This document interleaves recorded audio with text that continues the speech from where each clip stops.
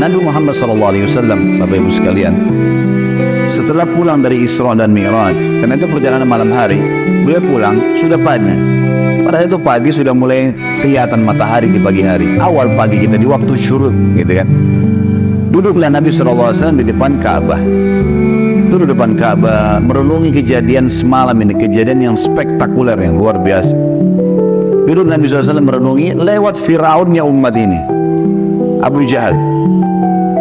Ini orang julukannya di Mekah Abul Hakam, orang yang bijaksana gitu. Dan pada saat itu dia raja di Mekah. Tapi Nabi SAW suruh kita panggil dia siapa? Abu Jahal. Jahal ini super goblok. Bukan cuma goblok, super goblok, luar biasa. Kenapa dikatakan begitu? Orang Mekah bilang Abu Hakam, dia dikatakan Abu Jahal. Karena Abu Jahal ini sama Abu Sufyan itu setiap malam dengar Al-Quran yang Nabi baca di rumah Nabi SAW. Setiap malam datang dengar, mereka diam-diam. Misalnya ini tempat di sini rumah Nabi SAW, nanti Abu Jahal di sini, Abu Sufyan di sini, ada satu lagi temannya di belakang. Jadi mereka nggak saling tahu nih. Sampai pagi mereka dengar tuh ayat Al-Quran. Waktu mereka pulang ketemu tiga-tiga. Lo saling tanya, kenapa kalian sini? Kenapa kalian sini? Kenapa kamu sini? Kenapa kamu sini? Oh, kami dengarkan, saya dengarkan ayatnya yang Muhammad baca. Kata Abu Jahal, kita janjian nggak boleh terulang. Kalau masyarakat Mekah tahu kita dengar apa yang Muhammad baca, nanti beriman semua nih. Sepakat ya, sepakat, nggak ada yang lagi. Besok malam datang lagi tiga-tiganya. Karena mereka satu sama lain menyangka temannya nggak bakal datang. Penasarannya, ketemu lagi pagi, sepakat lagi, jangan ulangi ya. Hari ketiga ulangi lagi, datang lagi tiga-tiganya. Ini kejadian nyata dalam sebuah riwayat Bukhari disebutkan itu. Maka tiba-tiba saja setelah itu, saya lupa namanya satu orang, tokoh Quraisy itu, yang bilang sama Abu Sufyan, wahai Abu Sufyan, bagaimana pendapatmu apa yang kau dengar dari Muhammad? Kata Abu Sufyan, yang saya tangkap, ini kita bukan anak-anak nih. Ini apa yang kita dengar 3 hari kita janjian tidak datang, tapi kita datang terus karena penasaran. Ini pasti ada sesuatu. Bagaimana pendapatmu? Kata Abu Sufyan, ada yang saya mengerti dan punya makna yang tinggi, bagus. Ada yang saya tidak mengerti, tapi saya yakin itu kebenaran. Kata yang satu ini, saya juga begitu. Saya yakin ini kebenaran. Kita tanya Abu Hakam, datangi rumahnya Abu Jahal. Wahai Abu Hakam, apa pendapatmu yang kau dengar 3 hari dari Muhammad? Apa Abu Jahal bilang apa? Demi Allah, kan orang Mekah makin kata demi Allah. Mereka tahu, mereka ikuti ajaran Nabi Ibrahim AS. Cuma mereka musyrik. Mereka datangkan berhala, dijadikan perantara dengan Allah. Allah nggak mau tuh, gitu kan? Makanya bilang, demi Allah saya tahu Muhammad benar. Kata dia. Lalu kata Abu Sufyan, lalu kenapa kau tidak beriman? Kamu raja kami, kalau kau beriman, ini satu Mekah beriman semua nih. Apa kata dia? Ini fanatisme, kebodohan nih. Ini sebab julukan Abu Jahal keluar. Dia bilang, dari dulu sukunya Muhammad sama suku aku bersaing di Mekah.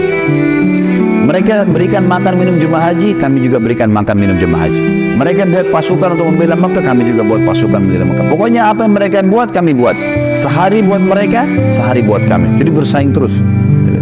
Sekarang dari sukunya Muhammad keluar nabi, sukuku tidak ada nabinya.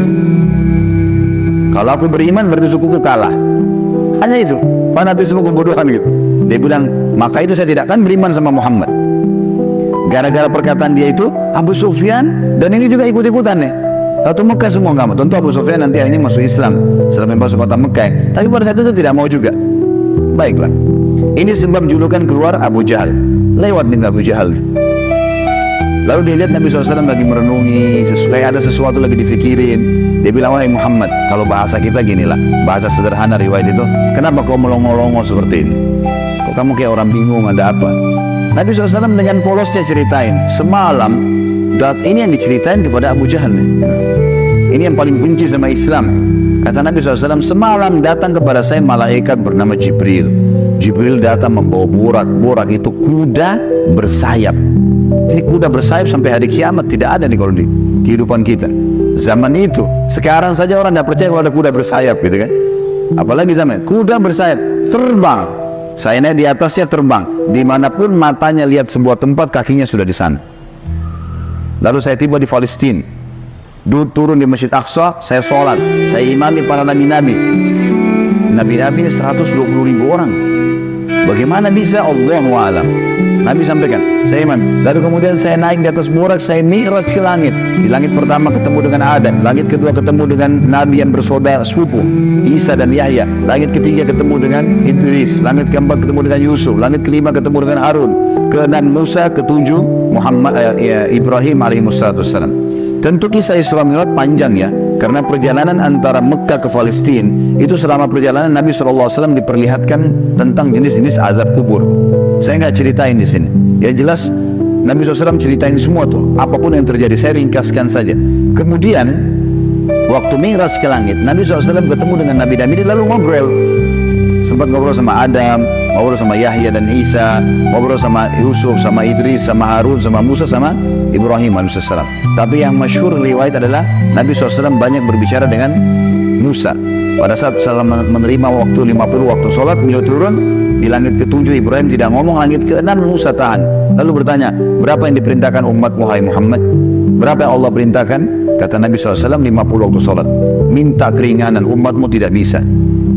Lalu kemudian Nabi SAW kembali, minta diringankan 5, jadi sisa 45. Ditahan lagi sama Musa. Musa berkata, berapa hai Muhammad? Kata Nabi SAW, 45. Masih berat, minta ringankan. Terus saja Musa AS menahan Nabi SAW 5 sampai sisa 5 nih, yang kayak kita kerjain sekarang. Itu pun Musa masih bilang minta keringanan. Bayangkan Bapak Ibu sekalian, kalau 50 waktu sholat per 15 menit azan, siap nggak? Ini aja 5 waktu sholat sudah ngos-ngosan gitu. Safnya kadang-kadang sholatnya cuma imam sama muadzinnya saja gitu. Yang jelas Nabi Musa AS seperti itulah kisahnya. Sampai sisa 5, lalu Nabi SAW mengatakan, saya sudah malu dengan Tuhanku, bolak-balik terus gitu kan. Maka terdengar suara dari langit, Allah berfirman, hai Muhammad, dia 5 waktu sholat tapi pahalanya 50 waktu sholat. Karena setiap umat Muhammad SAW kalau berbuat satu kebaikan dilipat gandakan 10 kali lipat. Ringkas cerita adalah Nabi SAW mengatakan, saya balik ke Mekah, saya balik ke Palestina, lalu balik ke Mekah. Tentu kisah ini cuma pendek yang saya sampaikan. Kisahnya ini mungkin 10-20 kali lipat lebih panjang daripada ini, karena panjang lebar. Yang jelas Abu Jahal waktu dengar itu melongo, diam. Lalu dia katakan waktu sudah selesai, hai Muhammad, kau menempuh perjalanan Mekah Palestina yang kami tempuh dengan kecepatan kuda terbaik kami sebulan, pulang juga sebulan, 2 bulan dalam 1 malam. Kata Nabi SAW dengan penuh keyakinan, iya. Abu Jahal dengan semangat mengatakan, hai Muhammad, kau mau ceritain dah ke orang Mekah kalau saya kumpulin mereka? Kata Nabi SAW, iya. Nah, emang mesti diceritain kan? Bagi Abu Jahal ini gila nih, nggak masuk di akal udah. Kuda terbang, bersayap, pergi ke Palestina perjalanan sebulan. Sama kalau kita sekarang di musim ini ada yang bilang, tadi Bapak Ibu sekalian saya jam 8 pagi take off dari Jakarta ke Jeddah, sekarang sudah tiba lagi dari Jeddah. Percaya nggak kira-kira? 9 jam pergi, 9 jam pulang. Ada pesawat loh ya. Bagaimana zaman dulu? Sebulan pergi, sebulan 1 malam, bayangkan. Dan ini juga sebuah pelajaran Bapak Ibu sekalian, tidak gampang menjadi sahabat Nabi.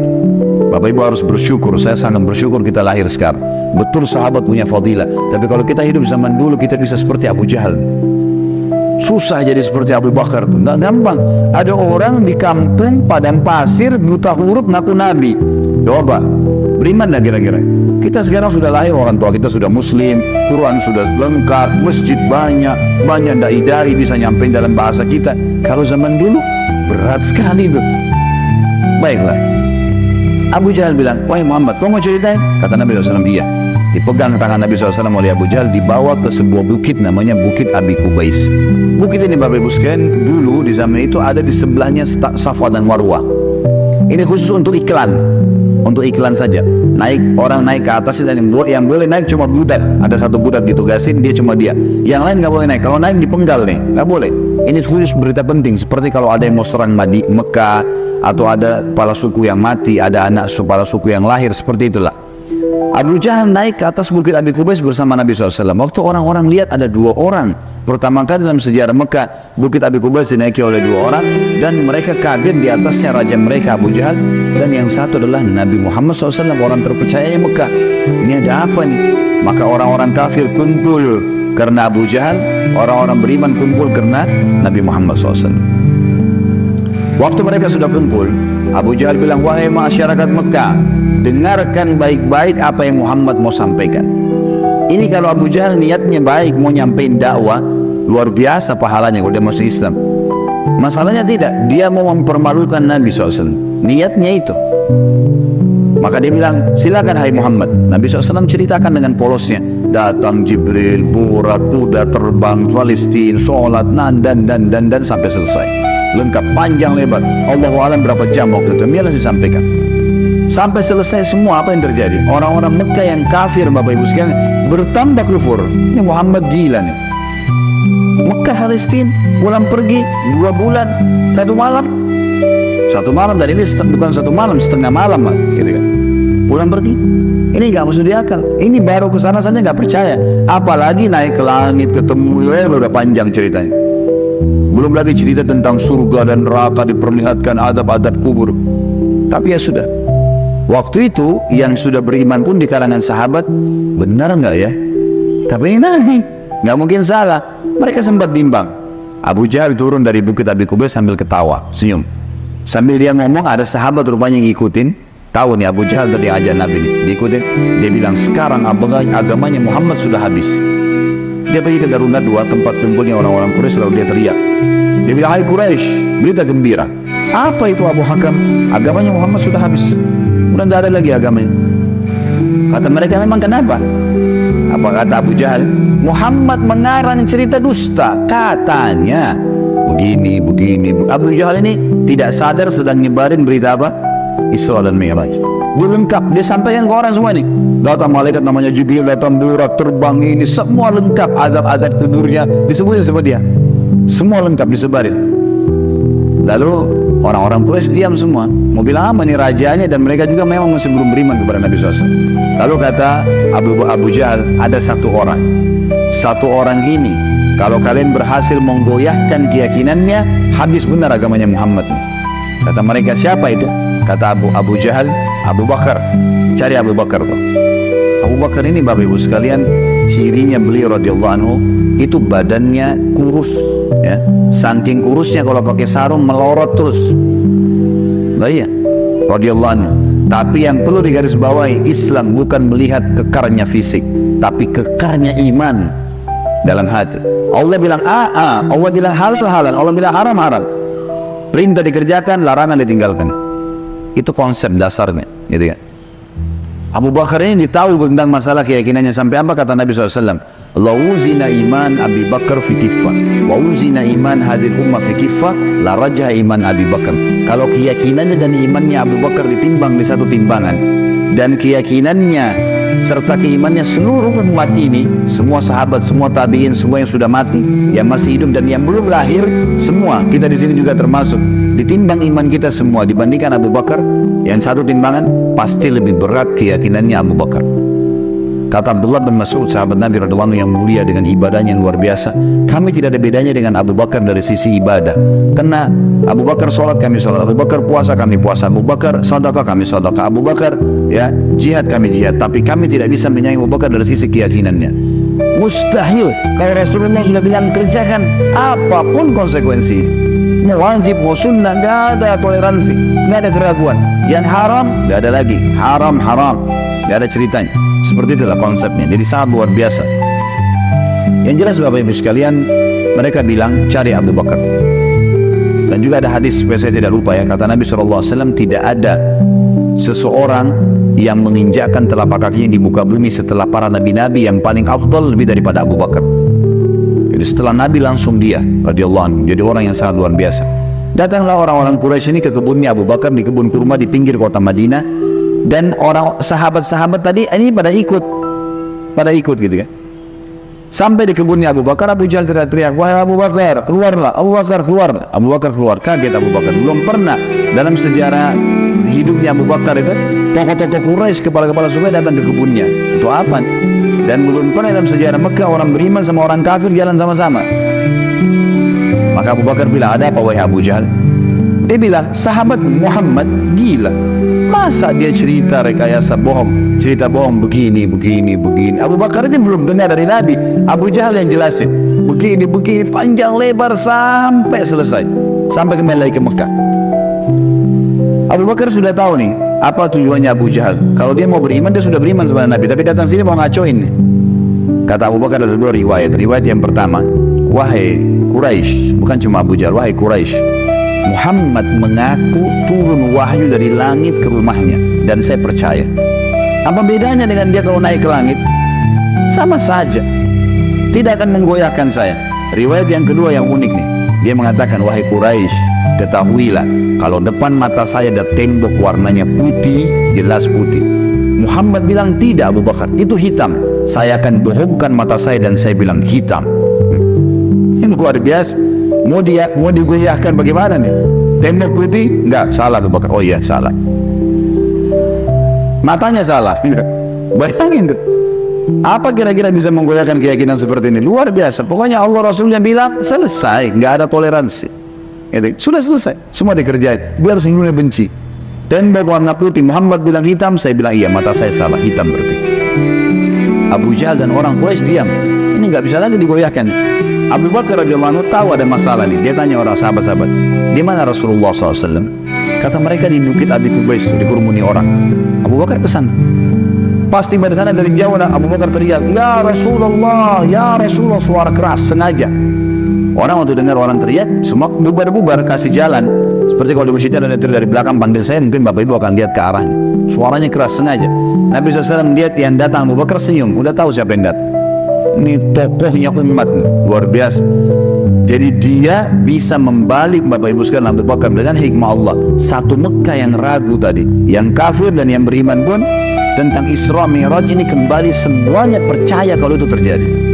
Dia bisa membalik itu dengan hikmah Allah. Ini kisahnya begitu.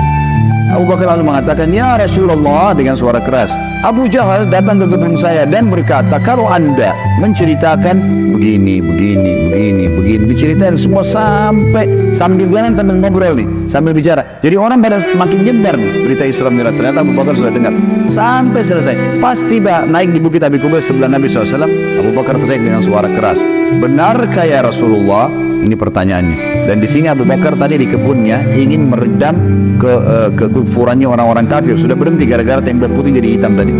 Kemudian dia sekarang ingin mengembalikan imannya para sahabat yang sudah kembar nih. Waktu Nabi SAW sudah dekat dengan beliau, lalu dia mengatakan, benar kayak Rasulullah? Kata Nabi SAW, benar wahai Abu Bakar. Abu Bakar teriak dengan suara keras, Anda pasti benar. Kalimat Anda pasti benar membuat sahabat semua, iya ya, ini Rasulullah. Kok salah? Nggak mungkin salah. Kembali iman mereka lagi semuanya, gitu kan. Lalu Abu Bakar ingin membuat satu Mekah yakin Isra Mi'raj. Apa yang dia lakukan? Dia bilang, ya Rasulullah, saya mau minta satu hal, bisa? Kata Nabi SAW, silahkan Abu Bakar. Di sini di Mekah, satu Mekah, semua tahu Anda belum pernah ke Palestina. Belum pernah ke Palestina. Dan di Mekah ini ada tokoh-tokoh Quraisy, bukan orang biasa, kepala-kepala sukunya yang selalu bolak-balik Palestina. Yang Allah sebutkan rihlat asy-syita'i was-saif, musim dingin dan musim panas, rekreasi mereka itu ke Palestina dan ke Yaman. Tiap hari mereka menghafal tuh Palestina, pintu gerbangnya, jalannya, pasarnya, semua dikenal. Masjid Aqsa mereka tahu semuanya, bahkan mereka tahu warnanya segala. Apakah Anda bersedia ya Rasulullah kalau saya panggil mereka, Anda menceritakan apa yang Anda lihat di sana? Pintu gerbangnya, jalannya, bentuk-bentuk rumahnya, apa saja. Kata Nabi SAW, tentu saja. Lalu Abu Bakar panggil orang-orang Quraisy, wahai tokoh-tokoh Quraisy, kumpullah. Dipanggil semua, kumpullah. Datang Abu Jahal grup nih sama teman-temannya semua. Tiba di situ kata Nabi, kata Abu Bakar, hai Quraisy, Muhammad akan menceritakan sesuatu pada kalian tentang Palestina. Kalian semua tahu Muhammad belum pernah ke Palestina. Kalian harus tahu kalau Muhammad menceritakan sesuatu tentang Palestina persis seperti apa yang kalian tahu, warna pintu gerbangnya, jalannya, rumah-rumahnya, pasarnya, Masjid Aqsanya, harus sportif mengatakan Muhammad benar. Kalau ada satu saja yang Muhammad ceritakan tidak sesuai dengan apa yang kalian tahu, kalian punya hak mendustakannya. Setuju? Setuju. Muhammad gak pernah lihat, gitu kan? Kalau zaman sekarang, Bapak Ibu sekalian, saya mau ceritakan Bapak Ibu Masjid Aqsa. Sekarang bisa, tinggal pakai foto satelit, keramik yang pecah pun saya bisa ceritain. Ini keramiknya ada yang pecah yang kesekian dari tiang sini, bisa dilihat. Imamnya lagi sholat bisa kelihatan. Zaman dulu bagaimana? Harus lihat dengan mata kepala, gak mungkin tidak. Kata Quraisy, baik kami setuju. Kata Abu Bakar, silakan ya Rasulullah. Dalam penutupan hadis Bukhari, kata Nabi SAW, Allah Azza wa Jal membukakan Palestina di depan mata saya, seperti saya lagi lihat. Maka saya menceritakan mereka pintu gerbangnya, jalan-jalannya, pasar-pasarnya, semuanya. Bahkan saya bisa menghitungkan buat mereka tiangnya Masjid Aqsa, gitu kan. Dan subhanallah, setiap kali Nabi SAW sebutkan tentang ciri Palestina dan Masjid Aqsa, orang-orang Quraisy dari tokoh-tokoh Quraisy mengatakan Muhammad benar, Muhammad benar, Muhammad benar. Terus, dan ini jumlahnya belasan orang nih. Tokoh-tokoh mereka mengatakan Muhammad benar, Muhammad benar. Pengakuan mereka sendiri. Ini nggak dusta, ini benar. Betul jalannya begini, betul rumahnya begini, betul pasarnya begini, betul Masjid Aqsa begini. Mereka akuin sendiri. Maka gara-gara kasus itu, satu Mekah jadi percaya Isra Mi'raj. Baik, Abu Bakar sudah selesai ini perannya. Sahabat sudah kembali imannya. Orang-orang kafir sudah tidak jadi lagi bisa membatalkan keimanannya Nabi SAW dan agamanya.